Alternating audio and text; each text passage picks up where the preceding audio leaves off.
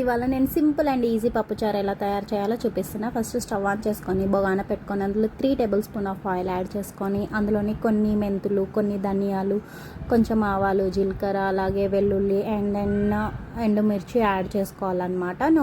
నేను ఇందులో ధనియాలు యాడ్ చేసుకోవడానికి రీజన్ ఏంటంటే నేను ధనియా పౌడర్ యూస్ చేయలేదండి. దాని తర్వాత ఇందులో కట్ చేసి పెట్టుకున్నటువంటి ఆనియన్ అండ్ పచ్చిమిర్చి 5 పచ్చిమిర్చి అయితే యాడ్ చేసుకున్నాను నేను దాంట్లోనే. దాని తర్వాత కొంచెం ఇంగువ యాడ్ చేసుకున్నాను. దాని తర్వాత నేను ఇందులో కట్ చేసి పెట్టుకున్నటువంటి సొరకాయ ముక్కలు కూడా ఇందులో యాడ్ చేసుకున్నాను.